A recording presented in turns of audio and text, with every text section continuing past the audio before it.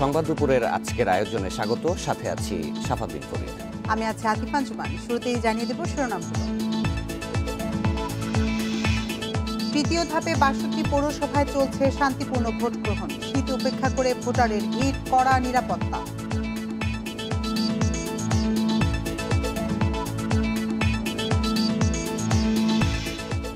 এইচএসসিও সমমানে pass ১০০%, GPA ৫, ১,৬১,৮০৭ জন। পরিস্থিতি ভালো হলে মার্চে ক্লাস চালু, বললেন প্রধানমন্ত্রী।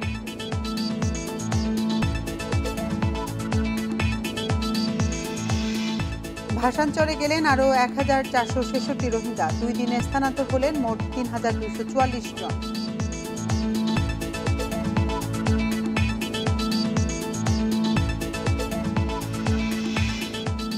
স্বর্ণ চোরাচালানের নিরাপদ মাধ্যম হয়ে উঠেছে বাংলাদেশ বিমানের ফ্লাইট। ধরা পড়া বড় চালানের ৭৩ ভাগই বিমানের।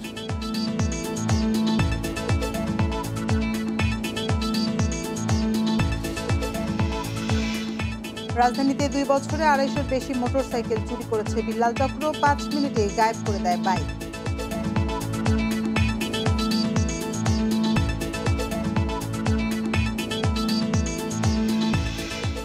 শিরোনাম শুনছিলেন এতক্ষণ, চলে যাচ্ছি পুরো খবরে। তৃতীয় ধাপে ৬২ পৌরসভায় নির্বাচনের ভোট গ্রহণ চলছে। সকাল ৮টায় শুরু হয়ে ভোট চলবে বিকেল ৪টা পর্যন্ত। নির্বাচন সুষ্ঠু করতে মাঠে রয়েছে পর্যাপ্ত আইনশৃঙ্খলা বাহিনী।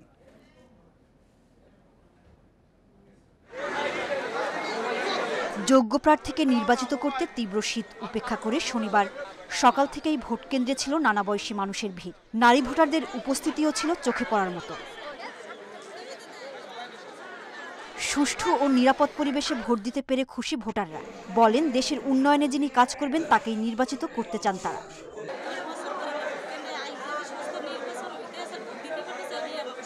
এই সকালবেলা শীতের মধ্যে আইসা খুব ভালোভাবে আমি ভোট দিছি। খুব শান্তি শৃঙ্খলাভাবে ভোট হইতেছে। একটু তাড়াতাড়ি ভিতরে দিয়ে ভোটগুলো কাস্ট করতে পারলে একটু সুবিধা হয় আমাদের জন্য। দীর্ঘক্ষণ লাইনে দাঁড়ায় থাকতে হইতেছে। বা বাধ্যতা কোনো কিছু নাই, যার স্বাধীনতাভাবে ভোট দিচ্ছে। এদিকে নির্বাচন সুষ্ঠু হলে জয়ের ব্যাপারে আশাবাদী মেয়র প্রার্থীরা। আমার জনপ্রিয়তা ভালো। ১ ঘন্টা ভোট চলছে, কোনো গন্ডল নাই, ক্যাচাল নাই, সুষ্ঠু শান্তিভাবে দিচ্ছেন। ভোটের লাইন তো দেখছেন ব্যাপক। ইনশাল্লাহ জয়ের ব্যাপারে আমি শতভাগ আশা করি। কয়েকদিন থেকে তো খুব প্রেশারে, এখন পর্যন্ত প্রেশারের মধ্যে দিয়ে আমাদের নেতাকর্মী সব কাজ করছে। শেষ পর্যন্ত ইনশাল্লাহ মাঠে থাকবো। বিক্ষিপ্ত ঘটনা ছাড়া ভোটের সময় শান্তিপূর্ণ পরিবেশ বজায় থাকায় সন্তুষ্ট নির্বাচনী কর্মকর্তা। চতুর্দিকে উপস্থিতির কোনো ঘাটতি নেই। উপস্থিত উৎসবমুখর পরিবেশে হচ্ছে। আমার আইন শৃঙ্খলা বাহিনীরও যথেষ্ট আছে, কোনো সমস্যা হচ্ছে না আমাদের। পাশাপাশি যে কোনো ধরনের সহিংসতা এড়াতে সতর্ক আইন শৃঙ্খলা রক্ষাকারী বাহিনীর সদস্যরা। প্রত্যেকটা সেন্টারে এখন পর্যন্ত শান্তিপূর্ণ অবস্থা বিরাজ করছে এবং আইন শৃঙ্খলা রক্ষাকারী বাহিনী তৎপর আছে। আমরা সারাদিনই তৎপর থাকবো। ভোট গ্রহণ শেষ হওয়া, ভোট গণনা করা, ফলাফল ঘোষণা পর্যন্ত আমরা অ্যাক্টিভ থাকবো, যেন কোনো ধরনের ইনসিডেন্ট না ঘটে। এবার তৃতীয় ধাপের সবগুলো পৌরসভাতেই ভোট হয় ব্যালট পেপারে। এ ধাপে ৩ মেয়র প্রার্থী সহ মোট ৩৭ জন জনপ্রতিনিধি নির্বাচিত হয়েছেন বিনা প্রতিদ্বন্দ্বিতায়। সোহেলি জাহান, ইন্ডিপেন্ডেন্ট নিউজ ডেস্ক। এদিকে ফেনী পৌরসভা নির্বাচনে ১৪ নং ওয়ার্ডে বিএনপি সমর্থিত ২ কাউন্সিলর প্রার্থীকে পিটিয়ে আহত করার অভিযোগ উঠেছে। সকাল ১০:৩০টার দিকে মেহেদি সাইদি কেন্দ্রে কাউন্সিলর প্রার্থীরা ভোট দিতে আসলে সরকার সমর্থিত লোকজন তাদের পিটিয়ে আহত করে। এ সময় কেন্দ্রের বাইরে ককটেল বিস্ফোরিত হয়।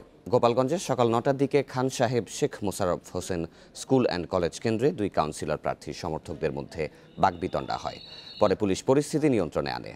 এছাড়াও ভোট শুরুর ২.৫ ঘন্টার মধ্যে নানা অনিয়মের অভিযোগ তুলে সাতক্ষীরার কলরোয়ায় বিএনপি মেয়র প্রার্থী শেখ শরীফুজ্জামান তুহিন ও ঝালকাঠির নলসিটির পৌর নির্বাচনে আওয়ামী লীগের বিদ্রোহী প্রার্থী কে.এ. মাসুদ খান নির্বাচন বর্জনের ঘোষণা দেন। কিশোরগঞ্জের কটিয়াদী পৌরসভা নির্বাচনী কেন্দ্র থেকে এজেন্টদের বের করে দেয়া সহ বিভিন্ন অনিয়ম দুর্নীতির অভিযোগে নির্বাচন বর্জনের ঘোষণা দিয়েছেন বিএনপির প্রার্থী তোফাজ্জল হোসেন খান দিলীপ।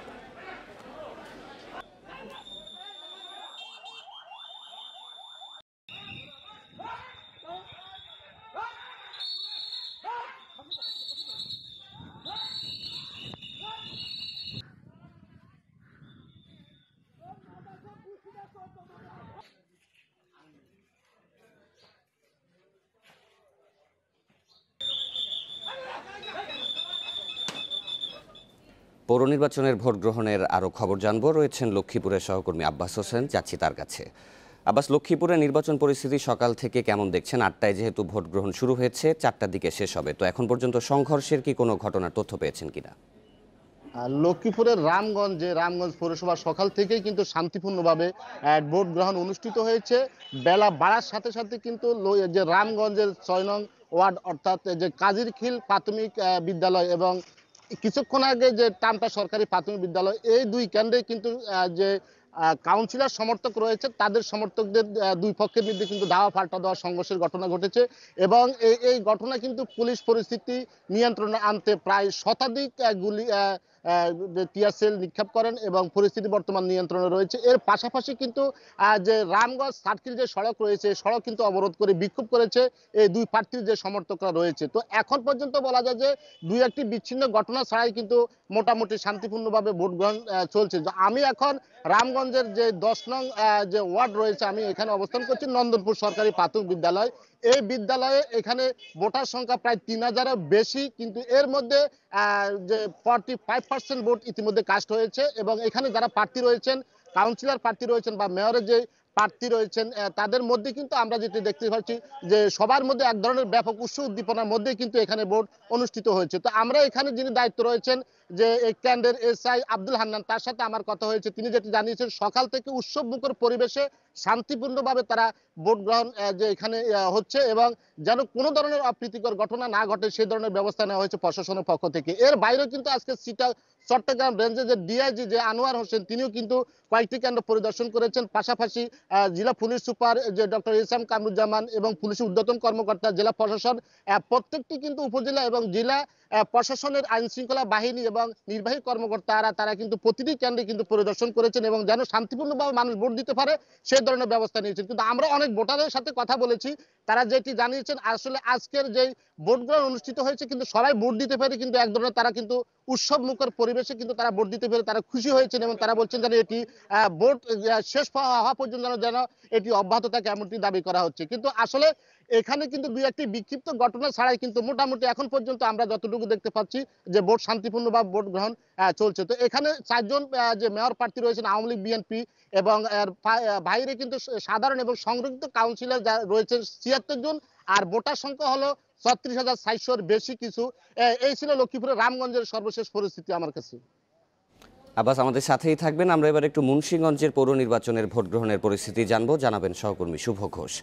শুভ, মুন্সিগঞ্জে আজকে নির্বাচনে ভোট গ্রহণের সার্বিক অবস্থা কেমন দেখছেন? কোন দলের প্রার্থী কি নির্বাচনে ভোট কেন্দ্রিক কোনো অভিযোগ করেছেন কিনা বিস্তারিত জানাবেন।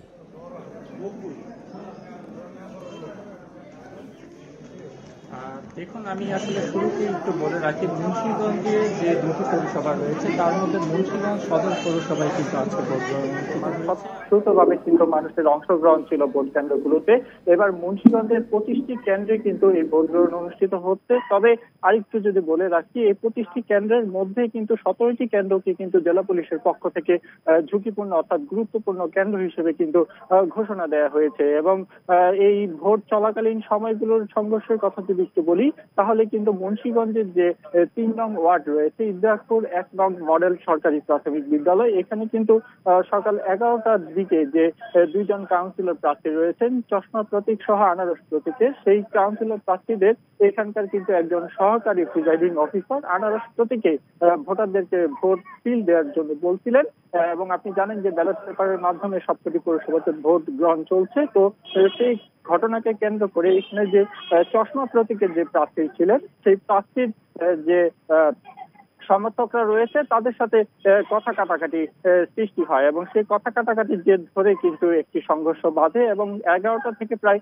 11:30 পর্যন্ত কিন্তু প্রায় 20 থেকে 25 মিনিট এখানে ভোট গ্রহণ বন্ধ থাকে এবং এরপরে কিন্তু আইন শৃঙ্খলা বাহিনীর যে সকল সদস্যরা রয়েছেন তারা এসে কিন্তু এই কেন্দ্রটিতে আবার ভোট গ্রহণ শুরু করে পুনরায় এবং এরপর থেকে কিন্তু এই এলাকায় একটি আতঙ্ক বিরাজ করছে এবং এই আতঙ্কের পর থেকে কিন্তু এই কেন্দ্রটি একেবারে প্রায় ভোটার শূন্য হয়ে পড়েছে কিন্তু আপনি দেখতে পাচ্ছেন। এবং এই বিষয়টি নিয়ে কিন্তু আমরা প্রিজাইডিং অফিসারের সাথে কথা বলেছিলাম। তিনি বলছেন যে আসলে এখানে একটি ভুল বুঝাবুঝিকে কেন্দ্র করে এই ঘটনাটি ঘটেছে এবং যে ভোটারদের সাথে আসলে এই ঘটনাটি ঘটেছে আমরা তাদের সাথে কথা বলেছি। এবং আরেকটু যদি বলে রাখি, এখানে ওই সংঘর্ষ চলাকালীন সময় কিন্তু কয়েক দফায় এই হামলার ঘটনাটি ঘটে এবং এই সময় কিন্তু ভোট দিতে এসে দুজন ভোটারও আসলে আহত হয়েছেন বলে কিন্তু আমরা নিশ্চিত হতে পেরেছি। এবং এই বিষয়টি নিয়ে আমরা যখন প্রিজাইডিং অফিসারের সাথে কথা বলেছি, যেমনটি বলছিলাম যে একটি ভুল বোঝাবুঝিকে কেন্দ্র করে এটি ঘটেছে বলে তিনি দাবি করছেন। এবং পাশাপাশি এই কেন্দ্রে যারা সকাল থেকে আসলে লাইনে দাঁড়িয়ে ভোট দিয়েছেন তারা কিন্তু বলেছেন যে সকাল থেকে পরিস্থিতি অনেকটা ভালো ছিল এবং প্রশাসনের তৎপরতা কিন্তু ছিল অনেকটা চোখে পড়ার মতো। তারপরেও আসলে এই কেন্দ্রটি ছাড়াও কিন্তু মুন্সিগঞ্জে আরো 2 থেকে 3টি কেন্দ্রে কিন্তু এরকম বিশৃঙ্খলা সৃষ্টি হয় এবং তাৎক্ষণিক কিন্তু কিছুক্ষণ পরে সেখানে প্রশাসনের লোকজন গিয়ে সেই পরিস্থিতিটি নিয়ন্ত্রণে আসে এবং তারপরেই কিন্তু সেই কেন্দ্রগুলোতে ভোটারদের যে ভোটাধিকার প্রয়োগের যে এই বিষয়টি থাকে সেটি আসলে শুরু হয়। এবং এই ছিল আসলে এই আরেকটু যদি বলে রাখি, এই কেন্দ্রে কিন্তু সকলেই রয়েছে আসলে পুরুষ ভোটার এবং 1314 জন ভোটারের মধ্যে কিন্তু প্রায় 1100 ভোটার কিন্তু তাদের ভোটাধিকার প্রয়োগ করেছেন। প্রায় যেটি বলা চলে যে 50 ভাগেরও বেশি। শুভ, নিশ্চয়ই ভোট গ্রহণের সর্বশেষ পরিস্থিতি বিকেল 4টায় শেষ হবে, তারপরের খবর আপনার কাছ থেকে আমরা দর্শকদের মাধ্যমে জানাতে পারবো। সারা দেশে এইচএসসি ও সমমান পরীক্ষার ফল প্রকাশিত হয়েছে। 11 শিক্ষা বোর্ডে এইচএসসি ও সমমান পাশের হার 100%। সকালে আন্তর্জাতিক মাতৃভাষা ইনস্টিটিউটে ফল ঘোষণার আনুষ্ঠানিকতা হয়। প্রধানমন্ত্রীর পক্ষে শিক্ষামন্ত্রী দীপু মনি এইচএসসির ফলের সার সংক্ষেপ গ্রহণ করেন। অনুষ্ঠানে প্রধানমন্ত্রী শেখ হাসিনা গণভবন থেকে যুক্ত হন। এবার মোট পরীক্ষার্থী ছিলেন 13,67,377 জন। এর মধ্যে জিপিএ 5 পেয়েছেন 1,61,807 জন। ঢাকা বোর্ডে জিপিএ 5 পেয়েছেন 57,926 জন। রাজশাহী বোর্ডে 26,568 জন। চট্টগ্রাম ও বরিশাল বোর্ডে জিপিএ 5 পেয়েছেন 12,143 জন ও 6,568 জন। কুমিল্লা ও ময়মনসিংহ বোর্ডে জিপিএ 5 পেয়েছেন 9,364 জন ও 10,040 জন। এছাড়া যশোর, দিনাজপুর ও সিলেট বিভাগে জিপিএ 5 পেয়েছেন 12,892, 14,171 ও 4,242 জন। এছাড়া মাদ্রাসা শিক্ষা বোর্ডে 4,048 জন ও কারিগরি শিক্ষা বোর্ডে 4,145 জন জিপিএ 5 পেয়েছেন। পরবর্তী চেয়ারম্যান মাধ্যমিক উচ্চ মাধ্যমিক শিক্ষা বোর্ড চট্টগ্রাম। শিক্ষাবর্ষ যেন নষ্ট না হয় সে উদ্দেশ্যেই বিকল্প পদ্ধতিতে এইচএসসি ও সমমানের পরীক্ষার ফল প্রকাশ করা হয়েছে বলে জানিয়েছেন প্রধানমন্ত্রী শেখ হাসিনা। সকালে গণভবন থেকে ভিডিও কনফারেন্সের মাধ্যমে 2020 সালের এইচএসসি ও সমমানের ফল প্রকাশ অনুষ্ঠানে যুক্ত হয়ে একথা বলেন তিনি। এ সময় প্রধানমন্ত্রী ফলাফল নিয়ে সবাইকে বিরূপ মন্তব্য করা থেকে বিরত থাকারও আহ্বান জানান। করোনা মহামারীর কারণে 2020 সালের বাতিল হওয়া এইচএসসি ও সমমানের পরীক্ষার ফলাফল এবার ঘোষণা করা হয়েছে জেএসসি ও এসএসসি পরীক্ষার ফল মূল্যায়ন করে। 11টি শিক্ষা বোর্ডের এই ফল প্রকাশ অনুষ্ঠানে ভার্চুয়ালি যুক্ত হন প্রধানমন্ত্রী শেখ হাসিনা। অনুষ্ঠানে প্রধানমন্ত্রী বলেন, করোনায় সবার আগে দেশের মানুষের সুরক্ষাকে অগ্রাধিকার দেওয়া হয়েছে। এ কারণে বিশ্বের বিভিন্ন দেশের মতো বাংলাদেশেও পরীক্ষার ফল প্রকাশে ডিজিটাল পদ্ধতি প্রয়োগ করা হলো। শিক্ষার্থীদের শিক্ষাবর্ষ যেন নষ্ট না হয় সেদিকে খেয়াল রেখেই এই সিদ্ধান্ত বলে জানান তিনি। আমাদের শিক্ষার্থী তাদের জীবন থেকে একটা বছর নষ্ট হয়ে যাক সেটা তো আমরা চাই না।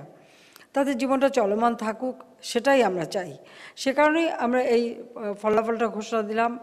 আমি আশা করি যে সকলে এ ব্যাপারে আনন্দিত হবে এবং তাদের পড়াশোনা অব্যাহত থাকবে।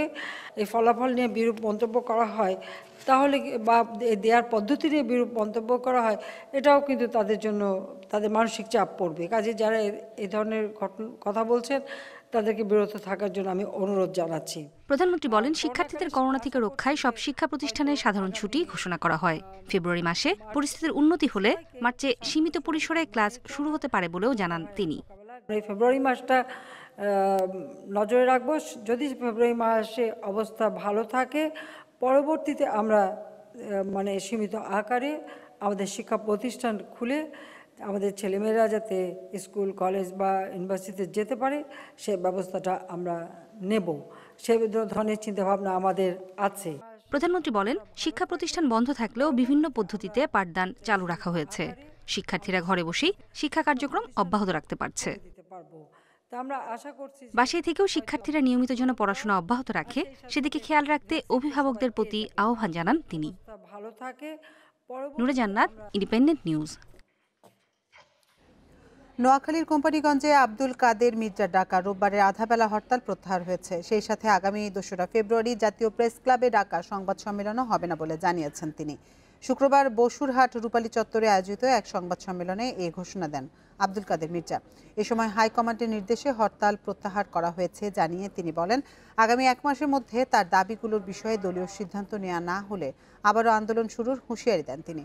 গত বুধবার নোয়াখালীতে আওয়ামী লীগের অপরাজনীতি বন্ধ ও জেলা কমিটি বাতিলের দাবিতে ৩১ জানুয়ারি কোম্পানিগঞ্জ উপজেলায় আধাবেলা হরতালের ডাক দেন আব্দুল কাদের মির্জা।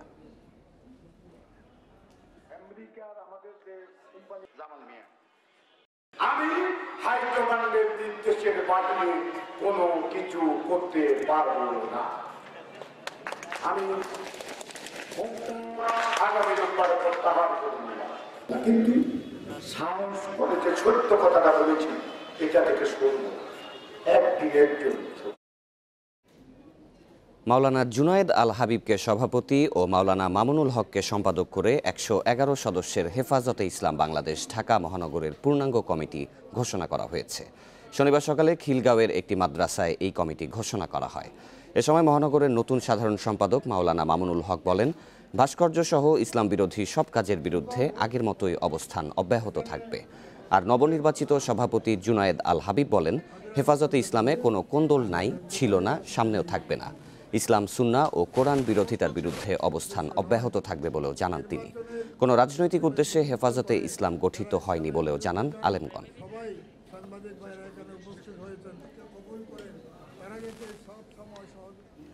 রাজধানী মিরপুরে রূপনগরে খালের বর্জ্য অপসারণ করছে উত্তর সিটি কর্পোরেশন। সেখানে আছেন সহকর্মী আদিলুর রহমান। আমরা সরাসরি চলে যাচ্ছি তার কাছে। আদিল, সিটি কর্পোরেশন রাজধানীর ৬টি খালের দায়িত্ব বুঝে পাওয়ার পর থেকেই সেগুলোর বর্জ্য অপসারণে কাজ করছে। আজ রাজধানী রূপনগরের খালের বর্জ্য অপসারণ করছে, এখন সেখানকার কি অবস্থা?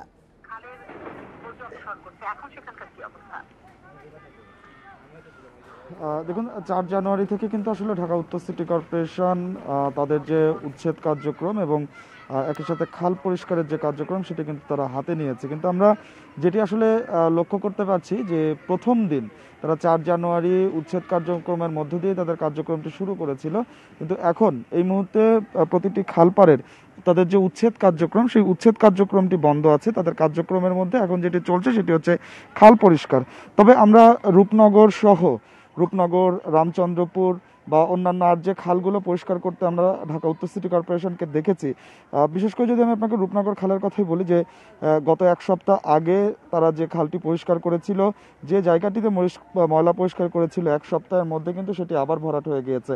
এই বিষয়টি নিয়ে আমরা এখানকার যারা দায়িত্বপ্রাপ্ত ঢাকা উত্তর সিটি কর্পোরেশনের কর্মকর্তা বা কর্মচারী আছে তাদের সাথে কথা বলে যেটি জানতে পেরেছি যে সাধারণ মানুষ এখনও কিন্তু আসলে খালে ময়লা ফেলা বন্ধ করেনি, যে কারণে একদিকে তারা পরিষ্কার করছে, অন্যদিকে কিন্তু আবার ভরাট হয়ে যাচ্ছে।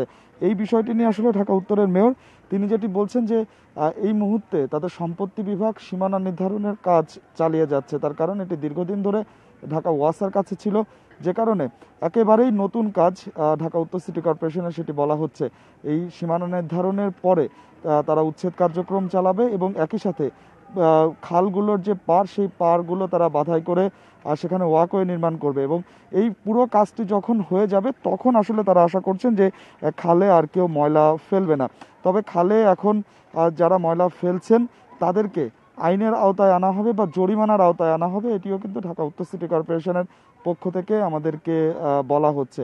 তো আমরা আসলে খালগুলো পরিষ্কার করতে দেখছি, তবে সেই কাজ খুব একটা যে খুব গতি পাচ্ছে তা কিন্তু না, মাঝে মাঝেই কাজগুলো বন্ধ থাকছে। বিশেষ করে আমরা যদি গত সপ্তাহে যখন ঢাকা উত্তর সিটি কর্পোরেশন মিরপুরের বিহারীপল্লীতে তারা যখন অভিযান চালালো উচ্ছেদ অভিযান, তখন কিন্তু বেশ কয়েকদিনের জন্য আসলে এই পরিষ্কারের কাজও কিন্তু বন্ধ ছিল, কাজও বন্ধ ছিল। অর্থাৎ ঢাকা উত্তর সিটি কর্পোরেশন বলছে যে তাদের যে লোকবল বা যন্ত্রপাতি সেটি কিন্তু এখন পর্যন্ত আসলে পর্যাপ্ত নয়। তবে আমরা দেখেছি যে ঢাকা ওয়াসার কাছ থেকে তারা কিছু যন্ত্রপাতির সহায়তা নিচ্ছে এবং যে চুক্তি হয়েছে সেই চুক্তি অনুযায়ী 2 বছর ঢাকা ওয়াসার লোকবল এবং যন্ত্রপাতি তারা ব্যবহার করবে।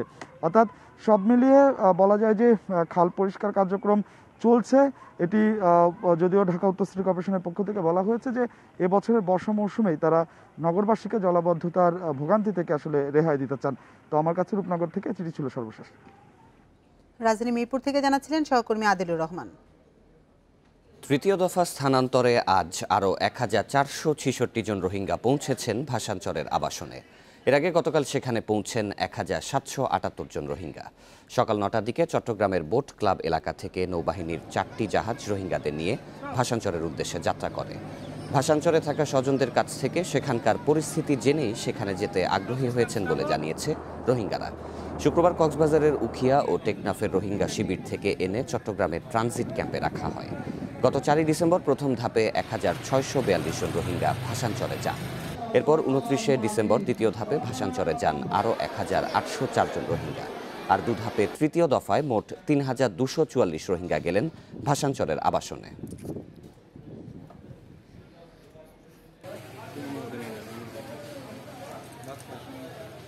এখানে কিন্তু পরিবেশটা অনেক ভালো। আমরা এখানে বাড়ি পাইছি আগের মতো, মানে আমরা যেখানে ছিলাম ওখানে ঘর ছিল, তো মানে আমাদের কর্মর কষ্টর রুজি করার ঘর ছিল, এখানে তো আমাদের সরকারের ঘর দিছে। স্বর্ণ চোরাচালানের নিরাপদ মাধ্যম হয়ে উঠেছে বাংলাদেশ বিমানের ফ্লাইট। গোয়েন্দা তথ্য বলছে বিভিন্ন সময়ে স্বর্ণের যত বড় চালান ধরা পড়েছে তার 73 ভাগই বাংলাদেশ বিমানে। গোয়েন্দাদের অভিযোগ, বিমান কর্মীর সহায়তা ছাড়া যন্ত্রাংশ খুলে স্বর্ণ লুকিয়ে রেখে পাচার করা সম্ভব নয়। চোরাচালান বন্ধে এসব ঘটনার নিরপেক্ষ তদন্ত চেয়েছেন গোয়েন্দারা। বাংলাদেশ বিমানের বিলাসবহুল একটি ফ্লাইটে চোরাচালানের স্বর্ণ জব্দে তল্লাশি করছে জাতীয় রাজস্ব বোর্ডের কাস্টম গোয়েন্দা ও তদন্ত অধিদপ্তর। বিমানের সিট খুলে চলছে তল্লাশি। দীর্ঘ চেষ্টার পর মিলল বিশেষ কায়দায় লুকানো স্বর্ণের অনেকগুলো বার। গোয়েন্দারা বলছেন, বিমান ছাড়ার আধ ঘন্টা আগে সকল যাত্রীকে একসঙ্গে বিমানে ওঠানো হয়। ফলে কোনো যাত্রীর পক্ষে এভাবে স্বর্ণ রাখা সম্ভব নয়। তাদের আশঙ্কা, যাত্রী ওঠানোর আগেই বিমানেরই কোনো কর্মীর সহায়তায় স্বর্ণ লুকিয়ে রাখেন চোরা কারবারিরা। এ ঘটনার নিরপেক্ষ তদন্ত চেয়ে গত বছরের আগস্টে এনবিআরকে চিঠি দেয় কাস্টমস গোয়েন্দা। টয়লেট সহ নানা স্থানে বিশেষভাবে লুকিয়ে স্বর্ণ পাচারের চেষ্টা করা হয়। প্রায়ই হাতে নাতে আটক হন বিমানের কর্মী। গোয়েন্দাদের হিসাবে 2017 সেপ্টেম্বর থেকে 2020 নভেম্বর পর্যন্ত ঢাকার শাহজালাল ও চট্টগ্রামের শাহ আমানত বিমানবন্দরে বড় চালান ধরা পড়েছে 22টি, যার 16টি বাংলাদেশ বিমানের ফ্লাইটে। জব্দ করা হয়েছে 240 কেজি স্বর্ণ। গোয়েন্দারা জানান, আটকের তুলনায় চোরাচালানের পরিমাণ অনেক বেশি। এই স্বর্ণের সাথে অনেক অবৈধ কর্মকাণ্ড জড়িত। এর একটা ব্যাকওয়ার্ড লিঙ্কেজ এবং একটা ফরওয়ার্ড লিঙ্কেজ আছে, এই দুটাই অবৈধ। তো যেটার ব্যাকে অবৈধ, ফ্রন্টে অবৈধ, সেই জিনিস তো আপনি বৈধ পথে তো সেটা সে করতে উৎসাহিত হবে না।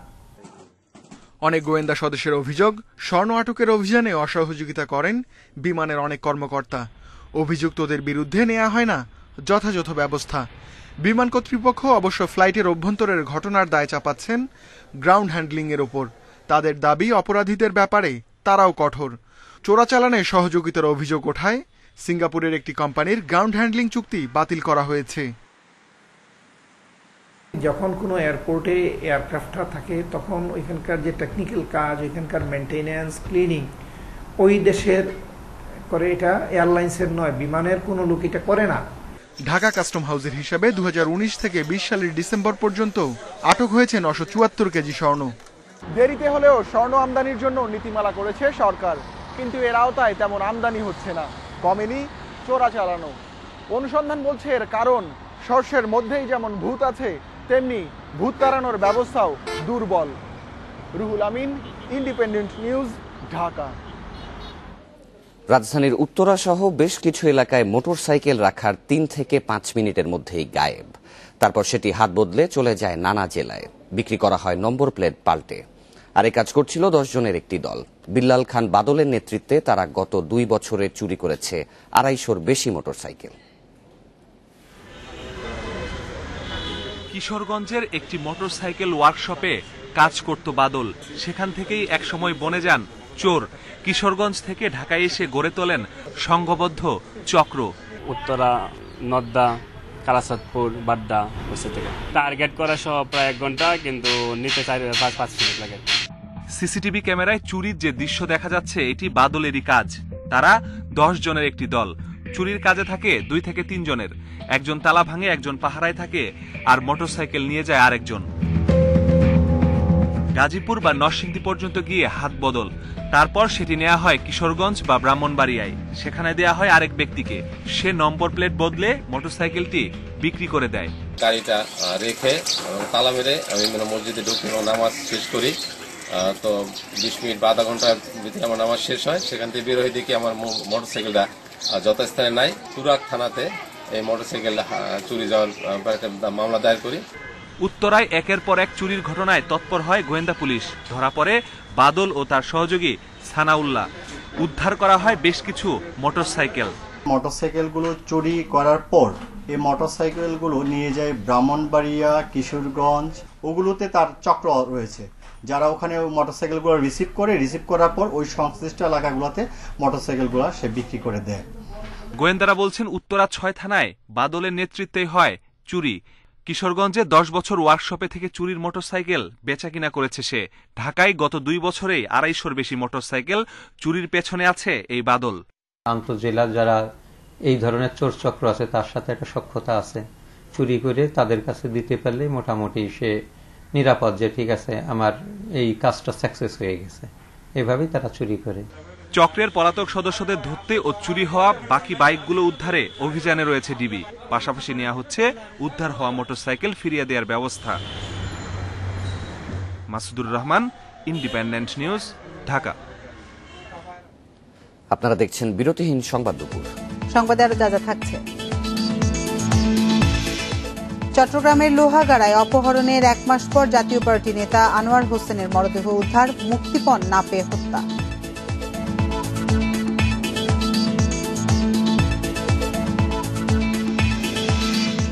এবং রাজধানীতে এখন 7,000-এর বেশি ছাদ বাগান, 10% হোল্ডিং ট্যাক্স মওকুফ করছে 2 সিটি।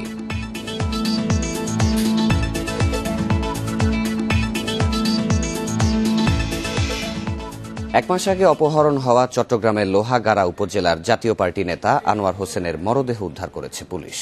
শুক্রবার রাতে উপজেলার দরবেশহাটের একটি খামারের পাশ থেকে গলিত মরদেহটি উদ্ধার করা হয়। জাতীয় পার্টির উপজেলা আহ্বায়ক কমিটির সদস্য আনোয়ার হোসেন গত 29 ডিসেম্বর লোহাগাড়া উপজেলার পদুয়া বাজার এলাকা থেকে নিখোঁজ হন। 31 ডিসেম্বর এ নিয়ে লোহাগাড়া থানায় একটি ডায়েরি করে তার পরিবার।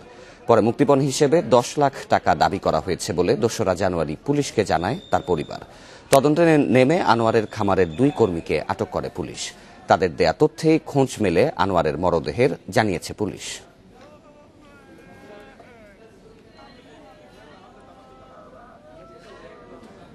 করোনার কারণে এবার বেসরকারি ঋণ প্রবৃদ্ধি লক্ষ্যমাত্রা কমিয়ে ধরা হলেও তা অর্জন করতে পারছে না ব্যাংকগুলো। চলতি অর্থ বছরে মুদ্রানীতি ঘোষণার পর থেকে এখন পর্যন্ত কোনো মাসেই প্রবৃদ্ধি অর্জিত হয়নি। ঋণ প্রবাহে গতি বাড়াতে ক্ষুদ্র ও মাঝারি শিল্প খাতে প্রণোদনা প্যাকেজের সঠিক বাস্তবায়নের তাগিদ দিচ্ছেন বিশ্লেষকরা। দীর্ঘদিন ধরে দেশে সরকারি বিনিয়োগ দ্রুত বাড়লেও বেসরকারি বিনিয়োগ সে হারে বাড়ছে না। যদিও কমানো হয়েছে ঋণের দীর্ঘদিন ধরে দেশে সরকারি বিনিয়োগ দ্রুত বাড়লেও বেসরকারি বিনিয়োগ সে হারে বাড়ছে না। যদিও কমানো হয়েছে ঋণের সুদহার, দেয়া হচ্ছে বিভিন্ন সুযোগ সুবিধা। এছাড়া করোনায় ক্ষতিগ্রস্ত উদ্যোক্তাদের সুরক্ষায় প্রায় 1.25 লাখ কোটি টাকার প্রণোদনা প্যাকেজ ঘোষণা করেছে সরকার। তারপরও আশানুরূপ হারে বাড়ছে না বেসরকারি খাতের ঋণ।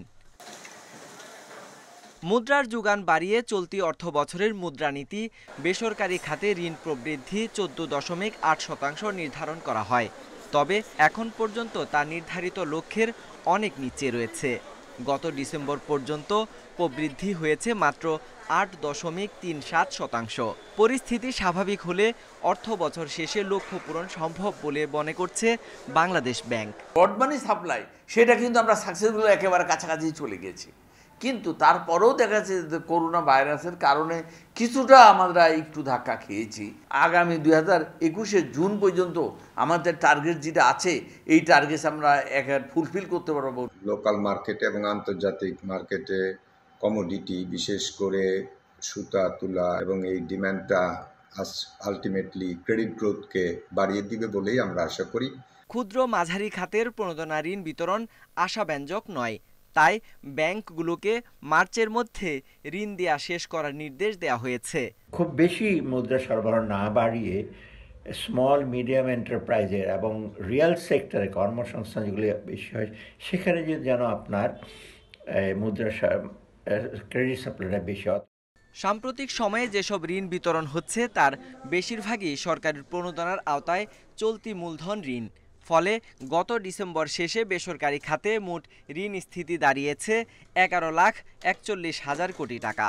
আগের বছরের একই সময়ে যা ছিল 10,53,000 কোটি টাকা।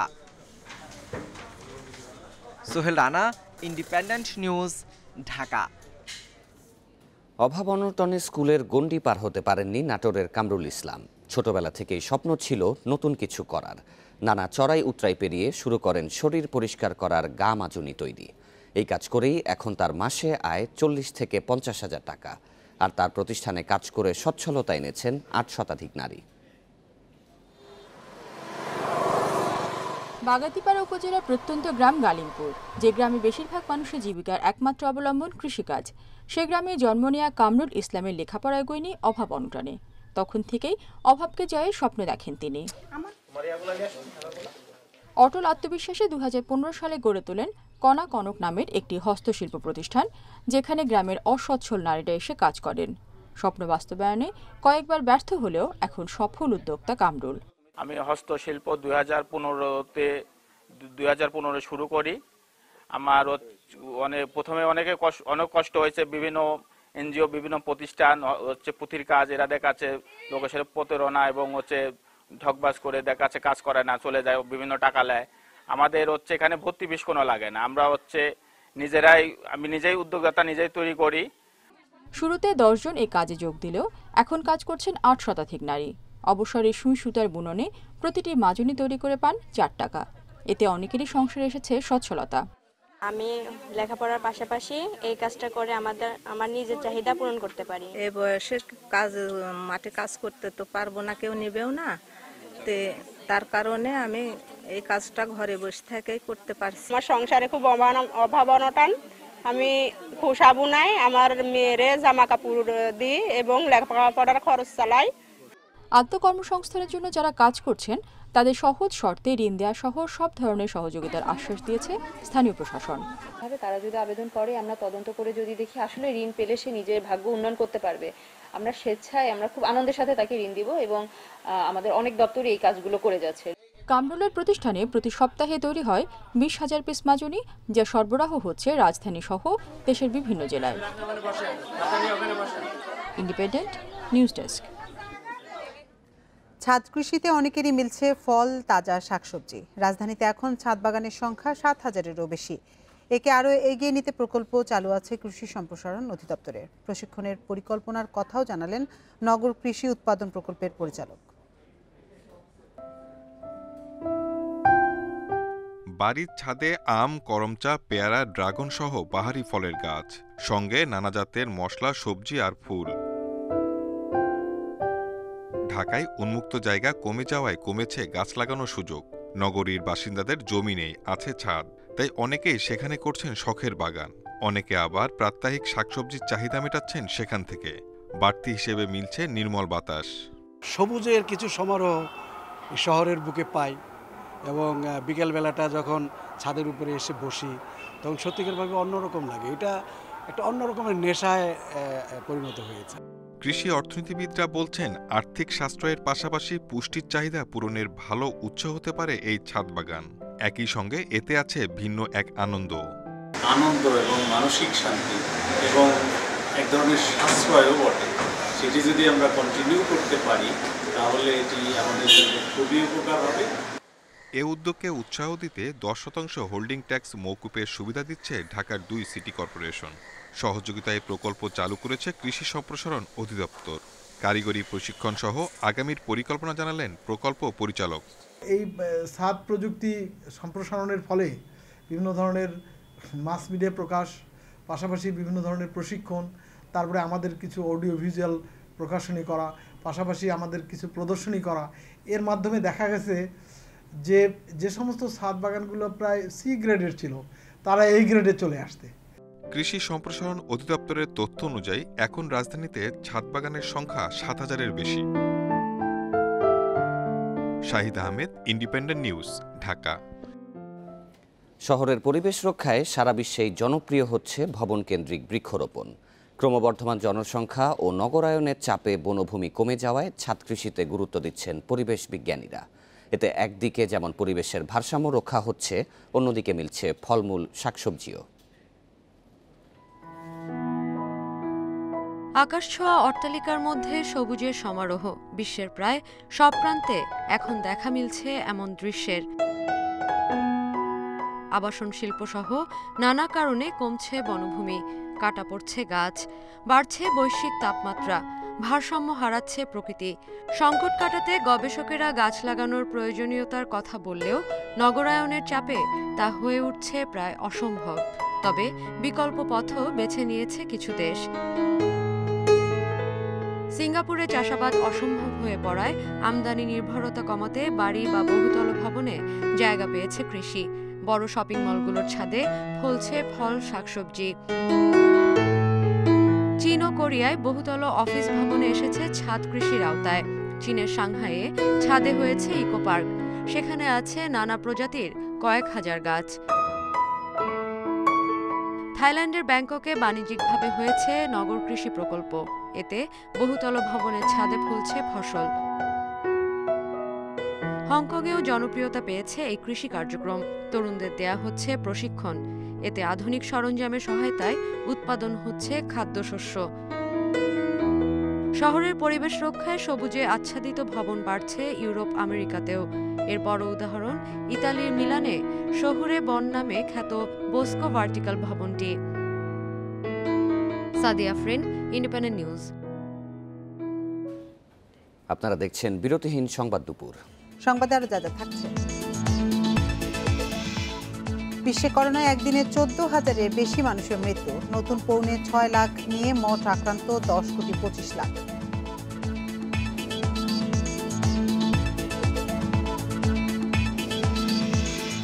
এবং চট্টগ্রামে 3 দিনের প্রস্তুতি ম্যাচে উইন্ডিজের বড় লিড। প্রথম ইনিংসে 160 রানে অল আউট বিসিবি একাদশ।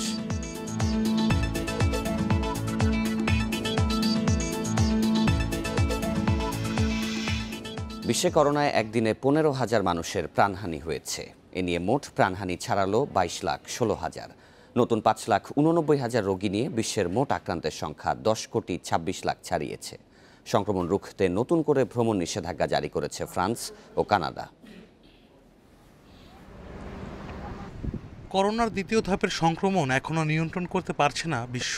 প্রতিদিন গড়ে 13 থেকে 15,000 মানুষের মৃত্যু দেখছে বিশ্ববাসী, যার মধ্যে ইউরোপ ও উত্তর আমেরিকার মৃত্যুর হার সবচেয়ে বেশি। শুক্রবার সবচেয়ে বেশি 3,652 জনের মৃত্যু হয়েছে যুক্তরাষ্ট্রে। এ নিয়ে দেশটির প্রাণহানি দাঁড়ালো 4,47,000। নতুন প্রায় 2.25 লাখ রোগী নিয়ে যুক্তরাষ্ট্রের সংক্রমিতের সংখ্যা 2,64,00,000-এর বেশি। দেশটিতে এ পর্যন্ত 434টি করোনার নতুন ধরনের রোগী পাওয়া গেছে বলে জানিয়েছে রোগ নিয়ন্ত্রণ ও প্রতিরোধ কেন্দ্র সিডিসি। যুক্তরাজ্যে একদিনে প্রাণ গেছে 1250 মানুষের। এ নিয়ে সেখানে 1,04,000 মানুষের মৃত্যু হয়েছে।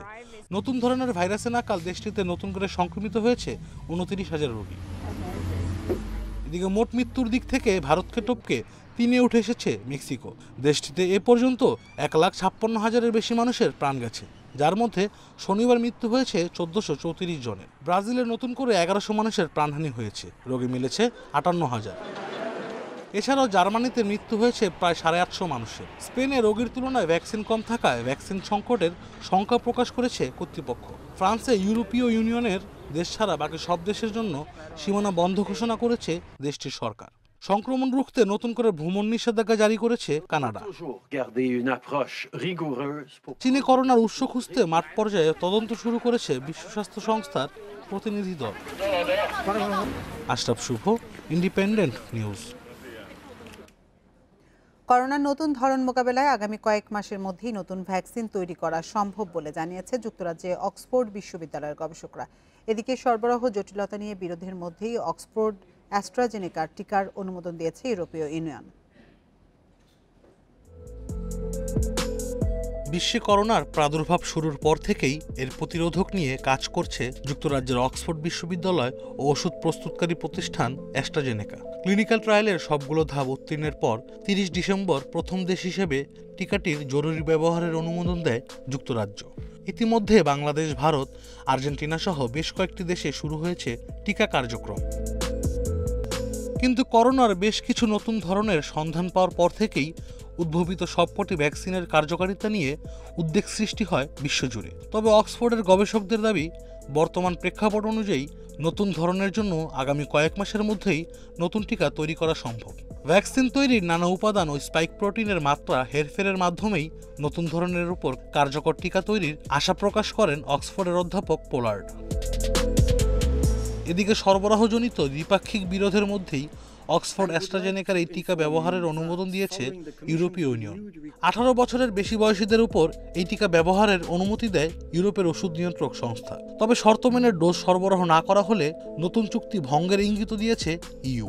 খুব শীঘ্রই যুক্তরাজ্যে অক্সফোর্ডের টিকার অনুমোদন মিলতে পারে বলে আশা প্রকাশ করেছেন অ্যাস্ট্রাজেনেকার প্রধান নির্বাহী কর্মকর্তা। আশরাফ শুভ, ইন্ডিপেন্ডেন্ট নিউজ। বিসিবি একাদশের ব্যাটিং ব্যর্থতায় চট্টগ্রামে 3 দিনের প্রস্তুতি ম্যাচে বড় লিড নিয়েছে উইন্ডিজ। তাদের করা 257 রানের জবাবে স্বাগতিকরা অল আউট মাত্র 160 রানে। 24 রানে প্রথম উইকেট পড়ার পর পার্টনারশিপ গড়ে বিপদ সামলে নেন সাদমান নাইম জুটি। কিন্তু 98 রানে নাইম আউট হওয়ার পর বদলে যায় ম্যাচের দৃশ্যপট। তার 45 রানের ইনিংসের পর কিছুটা লড়াই করেন অধিনায়ক সোহান। তার ব্যাট থেকে আসে 30 রান। অন্যরা শুধু আসা যাওয়াই করেছেন। বিশ্বকাপ এসে দেয়া যুব দলের 3 তারকা হৃদয়, আকবর আর জয় তিনজনই ব্যর্থ হয়েছেন ইয়াসির রাব্বিও। অভিজ্ঞ 2 পেসার রোচ আর গ্যাব্রিয়েলকে ভালো সামলালেও স্পিনার রাকিম কর্নওয়ালের বলে হিমশিম খায় বিসিবি একাদশের ব্যাটসম্যানরা।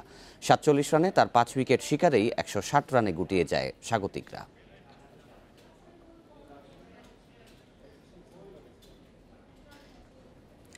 লা লিগায় আজ মাঠে নামছে রিয়াল মাদ্রিদ। ঘরের মাঠে লেভান্তের চ্যালেঞ্জ নেবে লস ব্লাঙ্কোরা। অ্যাথলেটিকোর চেয়ে 7 পয়েন্ট পিছিয়ে 2 নম্বরে অবস্থান রিয়ালের। লেভান্তের বিপক্ষে জিতে ব্যবধান কমানোর লক্ষ্য হ্যাজার্ড বেঞ্জামাদের। করোনা আক্রান্ত হওয়ায় রিয়ালের ডাগ আউটে থাকবেন না জিনেদিন জিদান। চোটের কারণে অধিনায়ক সার্জিও রামোসকেও পাওয়া যাবে না। এদিকে সেরিয়াতে সাম্পদোরিয়ার মুখোমুখি হবে ইউভেন্টাস। লিগে টানা 3 ম্যাচ জিতে শিরোপা দৌড়ে ফিরে এসেছে ইউভ। 36 পয়েন্ট নিয়ে অবস্থান 4 নম্বরে। বিশ্রাম শেষে আজকের ম্যাচে ফিরবেন ক্রিস্টিয়ানো রোনালদো।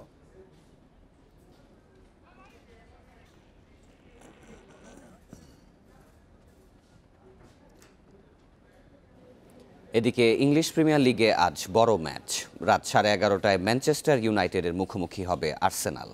দুদলের লড়াইয়ে সাম্প্রতিক রেকর্ডে এগিয়ে রয়েছে আর্সেনাল। মুখোমুখি শেষ 4 বারের দেখায় 3 বারই আর্সেনালের জয়। তবে এবার কঠিন হবে ম্যান ইউনাইটেডকে রুখে দেয়া। পয়েন্ট টেবিলের 2 নম্বরে রেড ডেভিলরা। শেষ 17 অ্যাওয়ে ম্যাচে হারেনি তারা। গানারদের মাঠ থেকে জয় নিয়ে ফিরতে মরিয়া সুলশায়ারের দল। ফিট হয়ে ওঠায় ইউনাইটেড একাদশে ফিরতে পারেন এরিক বেইলি ও ভিক্টর লিন্ডেলফ। আর্সেনালের নিউ সাইনিং মিডফিল্ডার মার্টিন ওডেগার্ডের অভিষেক হতে পারে আজ। এর আগে রাত 9টায় শেফিল্ডের চ্যালেঞ্জ নেবে ম্যানচেস্টার সিটি। টানা 5 জয়ে পয়েন্ট টেবিলে শীর্ষে অবস্থান করছে সিটিজেনরা।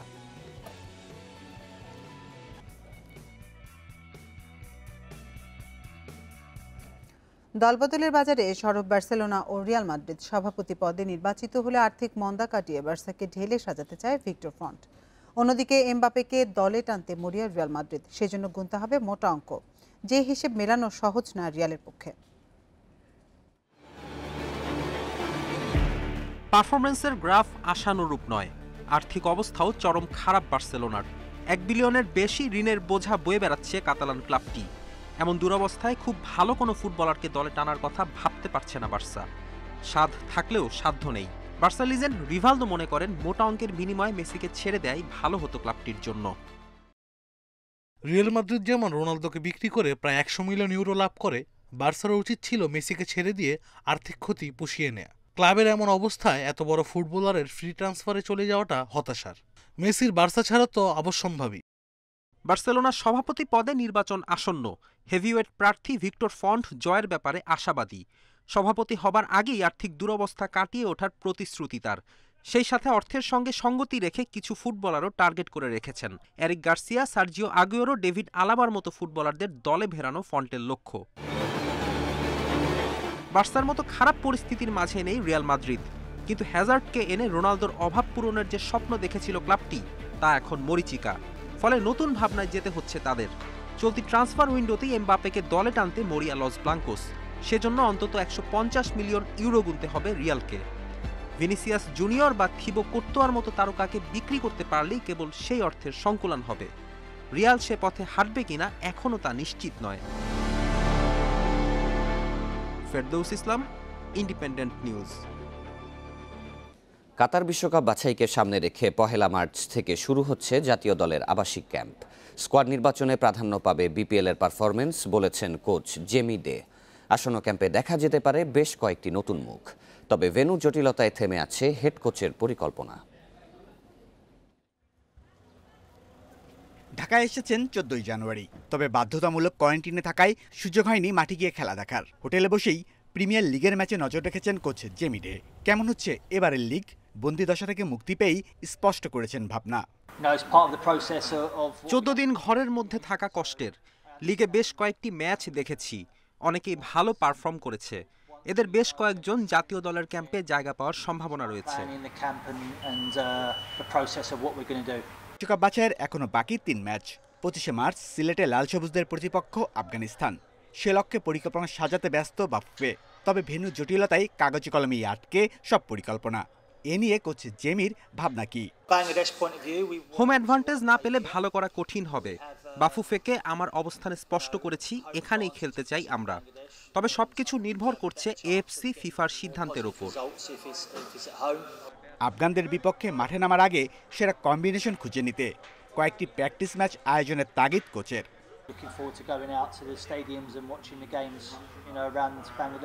বাফুফের ক্যালেন্ডার অনুযায়ী মার্চেই হতে পারে বঙ্গবন্ধু গোল্ড কাপ। সেটা হলে আফগান ম্যাচের ড্রেস রিহার্সেলটা গোল্ড কাপেই সেরে নিতে চান coach Jamie day. Shamim Ahmed, independent news, Dhaka. শেষ করব বিরতিহীন সংবাদ দুপুর। তবে যাবার আগে শিরোনামগুলো জানিয়ে দেব আরেকবার। তৃতীয় ধাপে 62টি পৌরসভায় চলছে শান্তিপূর্ণ ভোট গ্রহণ। শীত উপেক্ষা করে ভোটারের ভিড়, কড়া নিরাপত্তা।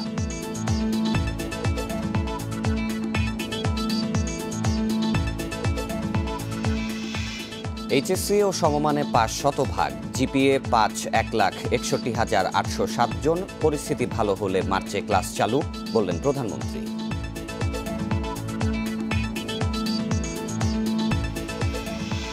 ভাসানচরে গেলেন আরও 1,466 রোহিঙ্গা। 2 দিনে স্থানান্তর হলেন মোট 3,244 জন।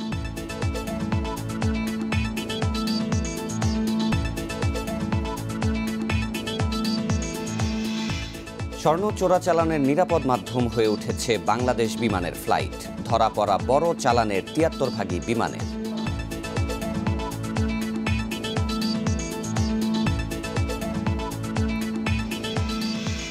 রাজধানীতে 2 বছরে 250-র বেশি মোটরসাইকেল চুরি করেছে বিল্লাল চক্র। 5 মিনিটেই গায়েব করে দেয় বাইক।